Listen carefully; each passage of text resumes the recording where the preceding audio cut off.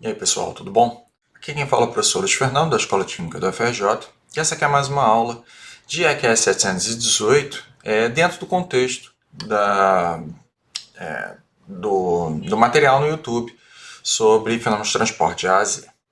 Bem, a gente continua conversando sobre equações constitutivas, mas vamos olhar agora o desenvolvimento da equação diferencial de transporte de energia aqui com base na entalpia específica, considerando a última aula em que nós vimos como é o equacionamento do fluxo de calor. Para a gente lembrar, o fluxo de calor pode ser modelado, vou anotar aqui em cima, pela lei de Fourier, que para o contexto tridimensional, o fluxo é igual menos o coeficiente de condutividade, gradiente de temperatura. Então, a nossa ideia é justamente utilizar a lei de Fourier para aplicar no fluxo de calor.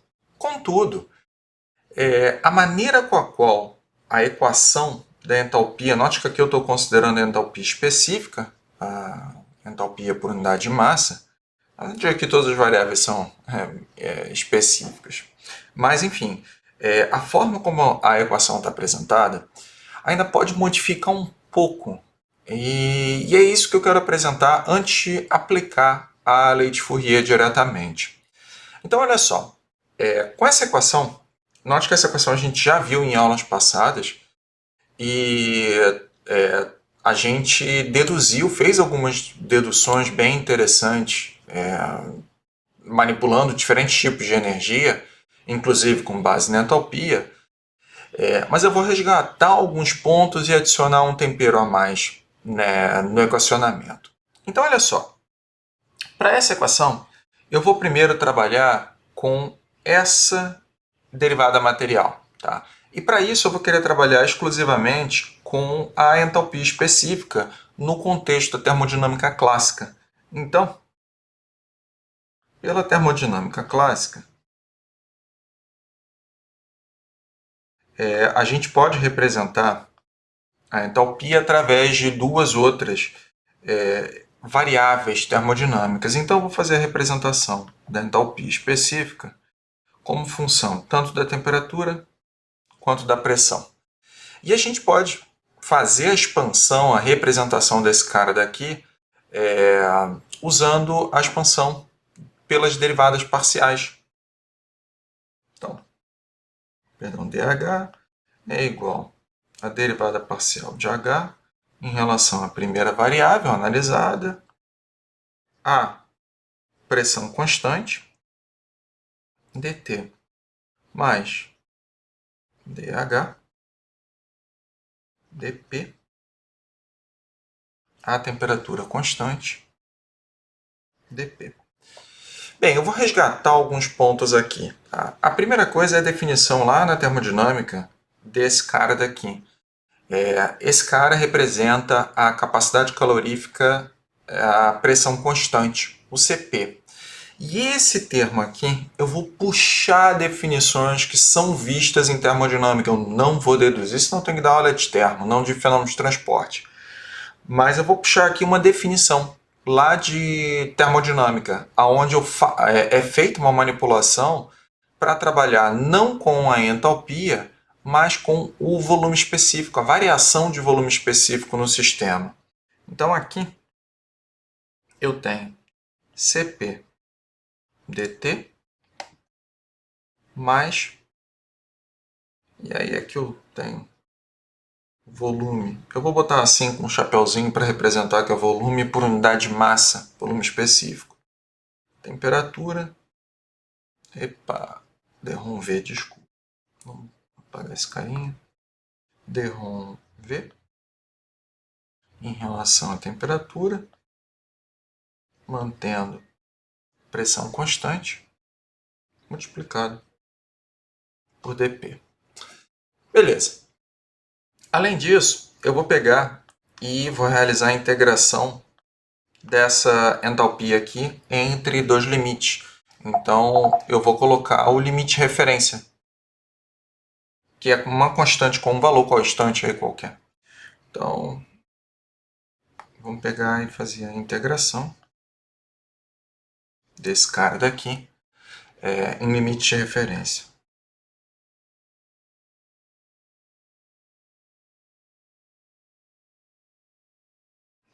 Eu vou chamar esse cara de T0 e P0.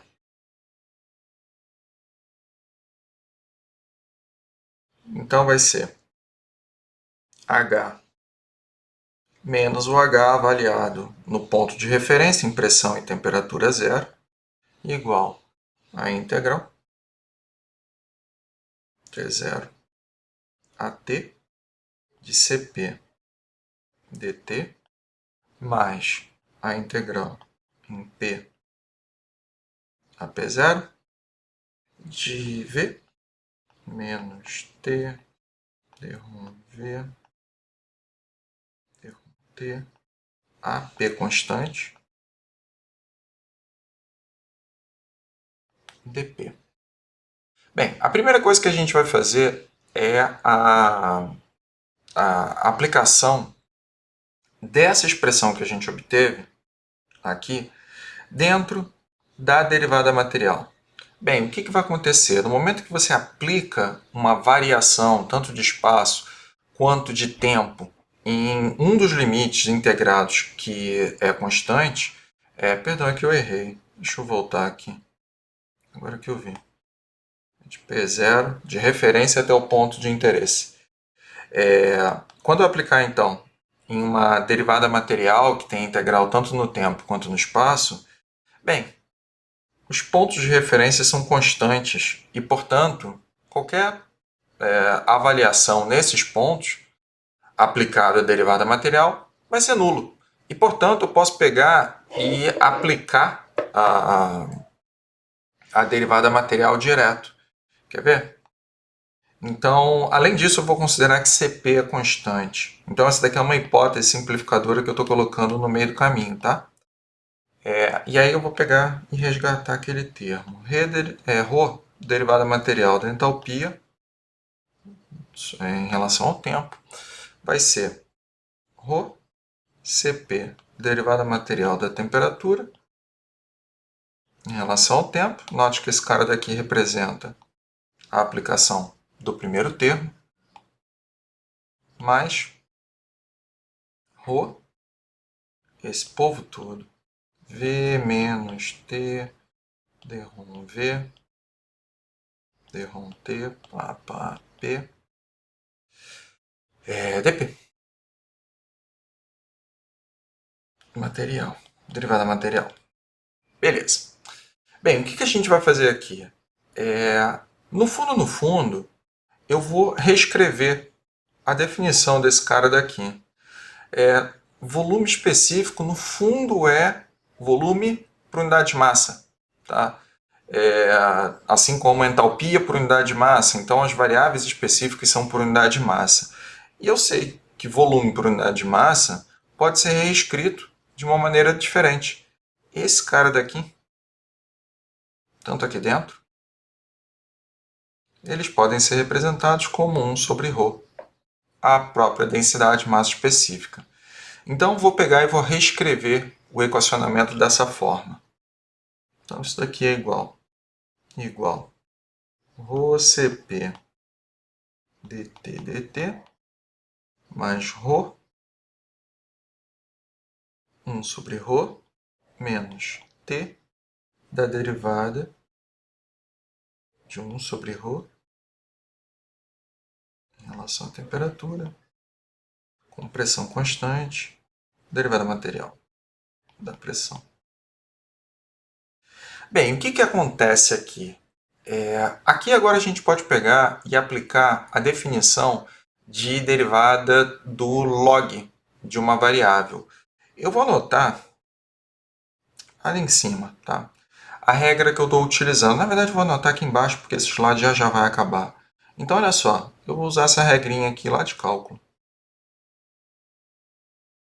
Regra de cálculo. que me diz que 1 sobre x de uma derivada de x em relação a y é igual a a derivada do log desse maluquinho x em relação a y. Note que eu tenho como aplicar isso aqui em cima e eu tenho aqui também a representação. Então, quando eu aplicar essa regra, eu vou ter a derivada de log neperiano, tanto de ρ quanto de temperatura. Note que eu estou aplicando essa regra aqui, tá? E aqui em cima eu tenho a expansão, né, da derivada de 1 sobre uma determinada variável qualquer, que vai dar o log neperiano. Na verdade aqui vai dar menos log neperiano, porque é 1 sobre ρ. E aí com isso, deixa eu ver aqui em cima, deixa eu botar um igual lá embaixo. Então aqui tem um igual e eu continuo aqui em cima. Vai dar igual ρCp dt mais. Bem, o que vai acontecer? Deixa eu lá embaixo. Eu tenho ρ, 1 sobre ρ, então aqui eu vou ter 1. Aqui quando eu multiplicar, eu vou ter o 1 sobre ρ, tá? Com esse ρ. E vou expandir, tá? Quando eu aplicar isso daí, como eu tenho 1 sobre ρ ali dentro, o sinal vai trocar, tá bom? Então eu vou ficar com um sinal positivo aqui. Então, no fundo eu vou ter 1 mais dρ de ln de ρ, dρ de ln de t, a pressão constante. dp dt. E essa daqui é a expressão final que eu queria obter para poder trabalhar o equacionamento como está aplicado, né, nas equações de transporte. Bem, o que eu já vou fazer para esse equacionamento aqui? Se você olhar os termos aplicados à influência sobre a entalpia, sobre a energia total do sistema, a gente tem alguns probleminhas aqui, tá? O principal é que esse cara tem, né, esse termo de derivada, de dissipação viscosa, tá? E esse termo de dissipação viscosa realmente só é relevante quando existe um alto gradiente de temperatura, tá? Por exemplo, se eu pegar aqui uma situação de vazamento de gás a alta pressão, vou desenhar aqui. Então, aqui dentro seria a região de um tanque pressurizado. No interior do tanque a velocidade é praticamente nula, e considerando que tem aqui um orifício bem pequeno onde tem esse vazamento, se a velocidade atingir um valor muito alto mesmo, o que vai acabar acontecendo? Aqui dentro eu tenho um gás estagnado que vai atingir uma velocidade muito alta, portanto eu vou ter um gradiente de velocidade muito alto. E nessa condição, por exemplo, é relevante considerar o efeito de dissipação viscosa no escoamento. Mas nem sempre isso se aplica, tá? Então, para todos os efeitos, para as próximas equações que eu for apresentar, eu já vou desconsiderar a dissipação viscosa, tá? Então esse cara daqui, para mim, é zero. Eu não vou aplicar ele. E a outra coisa que eu tenho que ressaltar aqui é que note que no momento em que a gente abriu a derivada de entalpia, esse termo aqui, surgiu esse termo de log neperiano multiplicado com essa derivada material de pressão. Isso apareceu de uma maneira natural. Outra coisa que aconteceu é que esse termo de entalpia, derivada material de entalpia, surgiu uma situação em que eu tenho esse valor puro, tá? Ele aparece, é bem natural. Então, note que eu tenho do lado esquerdo da equação termo com ρCp, e eu tenho derivada material de temperatura, assim como eu tenho esse termo todo. Então, o que eu vou fazer agora? Eu vou reescrever a equação de entalpia, agora com base na temperatura, mas note que esse termo de derivada material de pressão eventualmente vai sumir, porque eu vou combinar com esse termo que foi deduzido baseado na derivada material da entalpia em si. Então, a equação final de transporte vai ser a seguinte. Deixa eu apagar esse meu exemplo aqui. Então, essa vai ser a minha equação de trabalho. Rho, Cp, derivada material da temperatura, igual. Eu vou puxar para cá o div. Aqui a linha menos. Olha, deixa eu botar aqui mais. Quer ver? Menos derivada material de Ln de ρ, Ln de P, a P constante. Derivada material de P, derivada material de T. Então, essa daqui, que é a equação final de trabalho. Tá? Coisas que eu acho interessante ressaltar. Por que eu passei a representar a equação nesse formato que está aqui? Por que eu não mantive dessa forma para a interpretação física? Porque agora, com essa forma de escrita, eu tenho esse termo que caracteriza e mostra de uma maneira muito mais fácil a situação física, o condicionamento físico dos efeitos de expansão e de contração causados por pressão. Então, esse termo aqui torna tudo muito mais claro na interpretação física dos efeitos de compressão. Quer ver? No próximo slide, eu pego e faço o seguinte. Eu vou pegar e aquela equação eu vou colocar aqui o termo de... na verdade, vou usar a equação de gases ideais. E você pode fazer aí em casa. Pega a equação e aplica essa derivada aqui. PV igual a nRT, você substitui a expressão para representar a massa específica e você vai verificar que para gases ideais eu vou obter menos 1 como resultado dessa expressão. E, portanto, a equação fica muito mais simples. Tá? Existe sim um efeito de compressibilidade, perdão, não de compressibilidade, mas um efeito de pressão sobre a temperatura, mas ele está bem mais simplificado. Tá? Tanto que a equação final ela se torna a seguinte. Eu tenho o termo da derivada material. Esse termo aqui surgiu devido à substituição da lei de Fourier no termo do divergente do fluxo de calor. Ué, professor, por que apareceu essa derivada segunda aqui? Ué, vamos lá.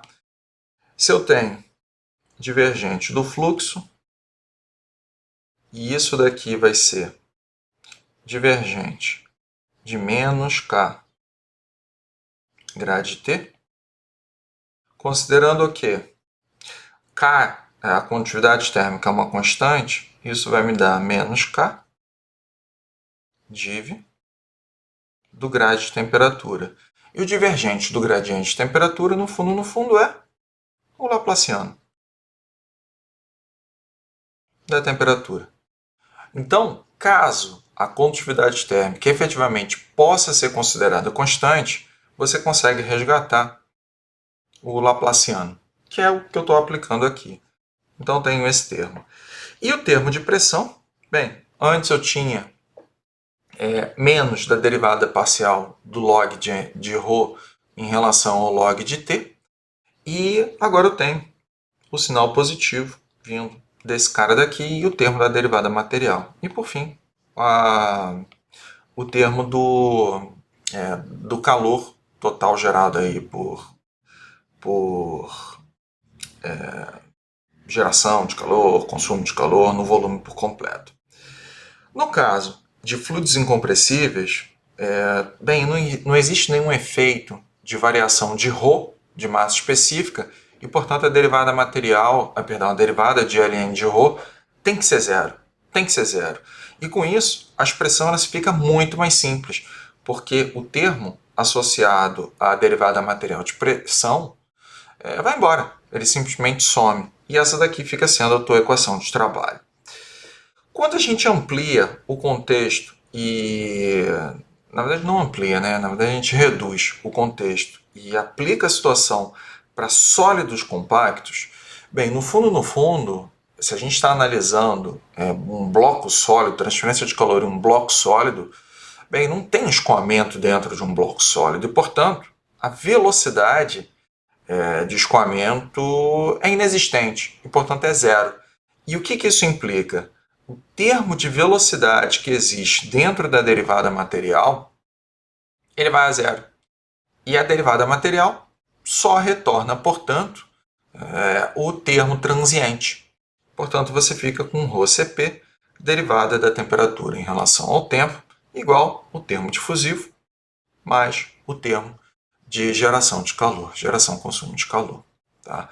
Então, esses aqui são casos particulares que eu acho bem interessante mostrar para vocês, explicar por que, né, que a gente pode chegar a essas formulações e as hipóteses simplificadoras. Então, repare que nas situações apresentadas, tudo tem como hipótese que a condutividade térmica pode ser considerada constante. Tá? E nem sempre é o caso. E aí você tem que trabalhar de uma maneira um pouquinho diferente. Beleza, isso daqui era o que eu queria mostrar para vocês em relação à equação de diferencial de energia, considerando a tua variável principal como a temperatura. Sim, tinha mais uma coisa que eu queria mostrar. Repare que agora você tem, de fato, tá? Antes a gente tinha a entalpia e termos de pressão, termos de temperatura como incógnitas no teu processo. Agora, a tua equação está completinha. Eu tenho como incógnita principal temperatura e o termo diferencial de temperatura aqui também. Então, isso daqui se tornou uma equação diferencial parcial para ser resolvida. Aqui embaixo, também, incógnita principal, e, portanto, você tem equações diferenciais para serem resolvidas. Tá? Então, isso assim agora finalizou o que eu queria mostrar para vocês. Na próxima aula, a gente vai ver o transporte de massa por difusão binária e eu vejo vocês lá. Até mais!